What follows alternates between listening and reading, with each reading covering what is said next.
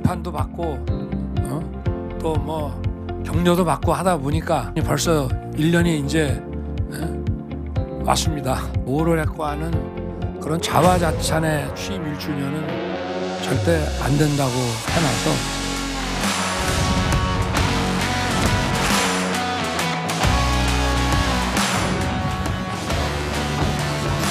여기에 뭐 찍어 묻는다는 거 아니겠어요? 예, 맞습니다.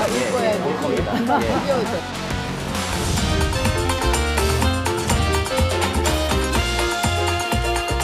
양국의 셔틀 외교에 대해서도 적극적으로 환영합니다. 한일 관계의 새로운 시대를 열기 위해 함께 노력할 수 있기를 기대합니다.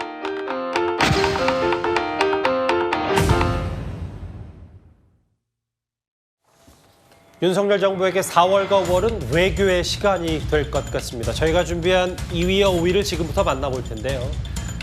어제 출입기자단과 오찬을 함께한 윤석열 대통령인데 저녁에는 국민의힘 원내 지도부와 식사를 함께 했습니다. 그런데 이 자리에서 문재인 전 대통령의 2017년 중국 방문이 소환이 됐습니다. xiaolongbao 새우하고 돼지고기로 이렇게 만든 중국식 만둣국 이렇게 4가지를 주문해드리겠습니다. 예, 고맙습니다. 여기에 뭐 찍어 묻는다는 거 아니겠어요? 예, 맞습니다. 예, 예. 연동도 주시고 저희 먼저 여기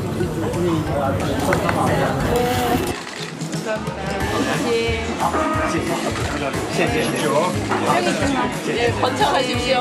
감사합니다.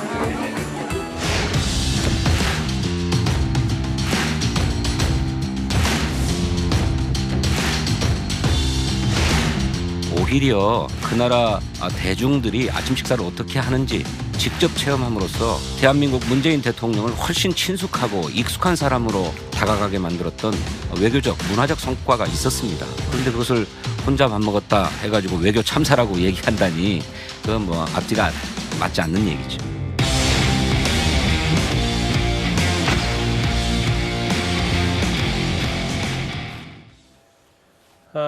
어제 원내 지도부와의 만찬회동 윤 대통령 얘기입니다. 이게 지금 그 현장에 카메라가 있었던 게 아니고 그 관계자들의 말을 통해서 이제 기사화가 됐기 때문에 정확히 윤 대통령이 어떻게 얘기했는지는 뭐 확실한 건 알 수 없습니다만 대체적으로 6년 전 문재인 전 대통령의 중국 국빈 방문 당시에 중국의 푸대접 얘기를 좀 하고 있었던 것 같더라고요. 어제 그 만찬 자리에서. 예, 어떤 보도에서는 그 언급을 윤 대통령이 직접 했다 뭐 이렇게 보도가 나왔는데 지금 보면은 제가 알기로는 윤 대통령은 언급을 하신 게 아니고 그 참석자 중에 한 분이 그 얘기를 먼저 꺼냈고 거기에서 윤 대통령은 별다른 반응이 없었다. 그 얘기가 그 좌중에서 나온 거는 맞는데 대통령은 아무 반응이 없었다 이 얘기입니다. 근데 문제는 이 10끼 중에 8끼를 혼밥을 했던 2017년 문재인 전 대통령의 방중 당시에 관련된 얘기가 소환된 이유는 이번 방미 기간 중에 윤 대통령이 저희가 볼 때는 굉장히 많은 성과를 냈기 때문에 아마 어제 원내 지도부와의 만찬 자리에서 그 얘기까지 대비되면서 대비하기 위해서 나온 것 같은데 그때 혼밥만 있었던 게 아니고요. 제가 생각할 때 기억해 보면은 우리 취재진들이 중국 측 경호 요원들로부터 물리적으로 상당히 부당한 대우를 받았던 것도 있었고 또 문재인 대통령이 중국은 큰 나라고 한국은 굉장히 작은 나라다라는 뜻의 얘기도 했었던 그런 기억이 소환이 됩니다. 외교에 대해서 지금 여러 얘기들이 있는데 만약에 진성준 의원 방금 전에 얘기했던 것처럼 그 동영상에서처럼 중국 사람들이 실제로 어떤 식사를 하는지 체험하기 위해서 8끼나 했다 이런 식의 해명 다시 보고 싶지 않죠. 이 외교에 대한 평가도 정당하게 합리적으로 하는 그런 정치권의 반응이 있기를 바랍니다. 그 어제 만찬 자리에서 어찌됐든 국빈을 초청해놓고는 8끼나 혼자 밥을 먹게 하는 이런 외교적 결례가 어디 있느냐 이런 얘기가 나왔다.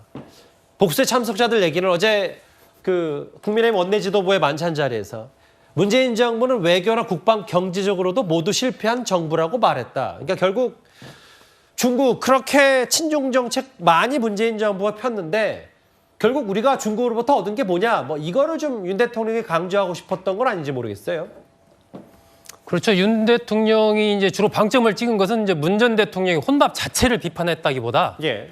그 당시 친중 흐름을 보이고 친중 외교를 펼쳤는데 실제로 돌아온 것은 없지 않느냐. 그러면서 현재의 국제 정세 속에서 한중일이 동맹 관계를 철저히 하는 것이 오히려 우리가 얕보이지 않는 그런 길은 동맹 관계를 철저히 하는 것이다. 이런 큰 틀에서 이제 얘기를 한 것이고요. 그러다 이제 얘기를 하는 중간에 그 하나의 사례로 이제 혼밥 얘기가 나온 거죠. 당시에 어쨌든 뭐 10끼 중에 2끼만을 중국 측 인사들과 식사를 하고 8끼를 혼밥했다는 것은 외교적인 실패라고 봐야죠. 그 당시에도 외교에서도 여러 가지 부족한 점이 있었다라는 그런 부분들이 있었지만 이게 뭐 결과적으로 봤을 때 뭐 중국 국민과 조찬을 한 모양이 됐든 서민적이든 또 뭐 오바마 대통령이 베트남에 가서 쌀국수 먹은 거랑 비슷하다. 이런 식으로 이제 당시에 청와대에서는 쭉 해명을 했지만 어쨌든 냉정하게 봤을 때 외교적인 측면에서 많은 문제가 있었던 것은 맞고 왜 그 배경이 정확히 어떻게 됐는가는 사실 저도 궁금한 부분인데 이건 아마 나중에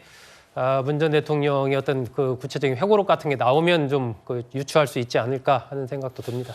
문재인 전 대통령의 혼밥 논란과 관련해서 당시 야당이었던 국민의힘도 이렇게 비판한 적이 있었습니다. 정말로 큰 한숨이 나옵니다. 역대급 수모를 당하고도 이런 밑도 끝도 없는 자아자찬의 근거는 도대체 어디에서 기인하는 건지 진심으로 묻고 싶습니다.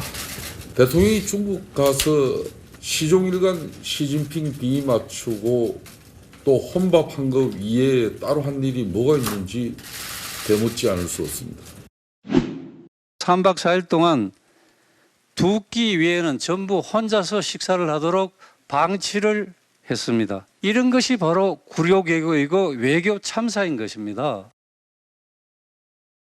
예, 당시 화면 2017년에 야당 비판 목소리까지 저희가 들어봤는데 당시 청와대는 혼밥으로 이렇게 비판하는 것이 이해가 되지 않는다라고 했었습니다. 결국 이런 것 때문에 어제 만찬 자리에서 나온 것 같아요. 왜냐하면 이번에 윤석열 대통령의 미국 국빈 방문, 한미 정상회담 때 의전과 환대에 대해서는 좋다. 뭐 바이든 대통령이 그만큼 윤 대통령과 공감대를 형성한 거 아니냐. 다만 우리가 얻어온 게 뭐냐.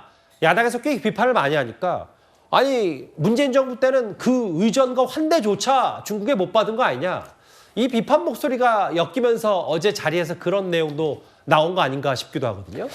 문재인 전 대통령이 중국에 갔을 때 혼밥으로 비난을 받았죠. 뭐 당연히 그럴 수 있다고 생각을 하고요. 실제 중국과의 관계 개선을 위해서 굉장히 노력은 했습니다만 결과가 돌아오진 못했고 특히 또 코로나가 아니었다라고 한다면 시진핑 주석이 한국을 방문해서 뭔가를 가져올 수도 있었는데 또 코로나로 인해서 그 기회를 또 놓쳤다는 측면에서는 안타까운 부분도 있습니다. 마찬가지로 윤석열 대통령 일본에 가서 명분을 내주고 자존심을 내준 거 아닌가요? 강제 지정을 인정하지도 않는 그런 일본이라고 하는 나라에 우리나라 기업들이 3자 변제를 통해서 우리나라 피해자들을 보상하는 것이기 때문에 자존심을 내줬는데 그렇다면 실리라도 챙겼어야 되는데 실리를 챙기지 못했다. 이런 말씀 드리고 미국도 마찬가지예요.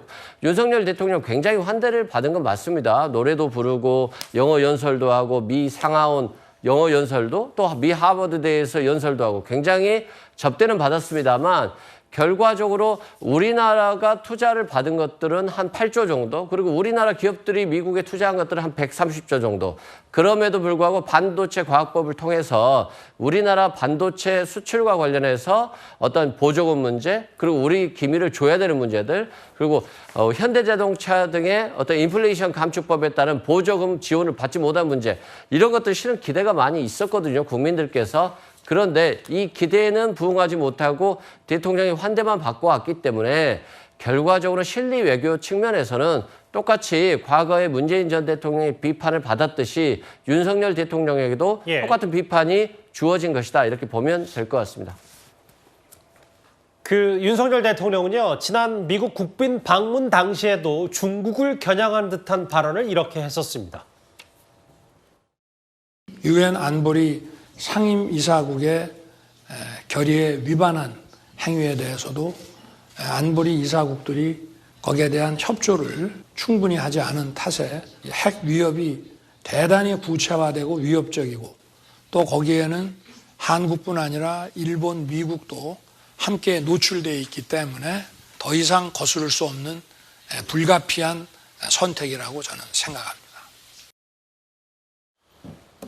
미국 국빈방문 당시에도 저 말, 그리고 어제 대통령실과 출입기자단과의 오찬 때도 중국을 향해서 워싱턴 선언 비판하라면 북한의 핵 위협을 줄여두든가 혹은 유엔 안보리에 동참해야 되는데 우리는 선택의 여지가 없다. 한미일이 더 밀착할 수밖에 없는 모양새다. 이 말을 좀 하고 싶었던 것 같습니다.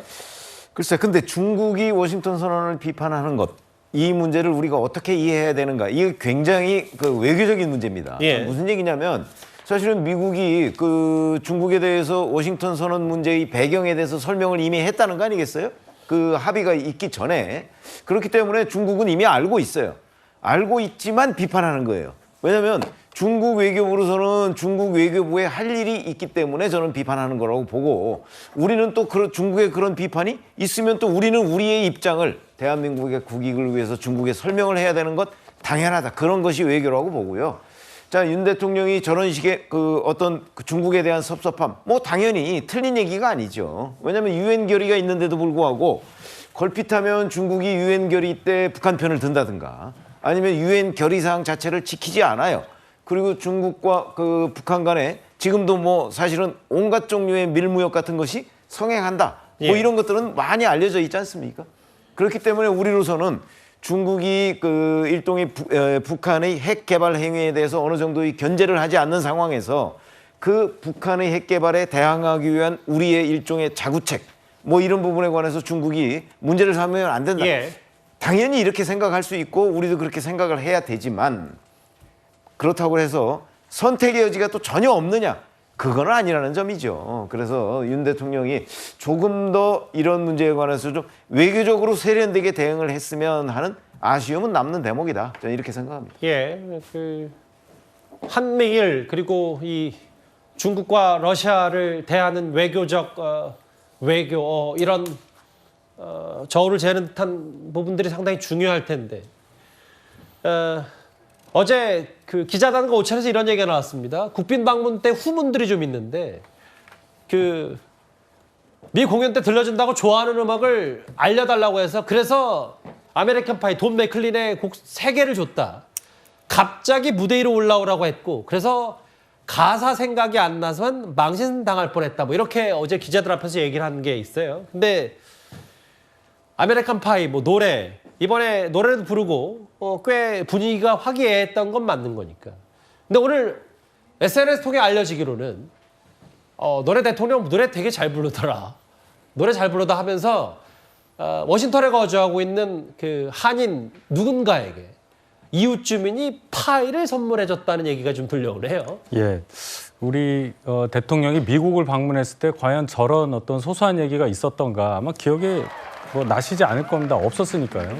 이 워싱턴 DC에 거주하는 한인이 그동안 전혀 교류가 없었던 미국인 이웃이 갑자기 문을 두드리고 와서 너희 대통령 아메리칸 파이 부르는 거 잘 들었는데 잘하더라 하면서 진짜 파이를 너의 생각이 나서 하나 사다가 줬다. 뭐 이 얘기 아니겠습니까? 작은 얘기긴 해요. 의미가 상당히 깊은 외교적 성과라고 볼 수도 있는 거고요. 윤 대통령이 즉흥적으로 바이든 대통령이 노래해보라고 해서 이제 하게 됐던 그 장면, 결국 바이든 대통령도 윤 대통령이 참 재능이 많다 이렇게 얘기하지 않았습니까? 대통령으로서 외교 전선에서 할 수 있는 일이 이렇게 많다 하는 것을 보여준 하나의 일화라고 생각합니다. 예, 그러게요. 뭐 현장에서 미국 현지에서 들려왔던 이런 얘기도 있고 미국 국빈 방문 당시에 윤 대통령이 마이크를 잡고 노래 부른 거에 대해서 여러 가지 좀 뒷얘기도 나왔는데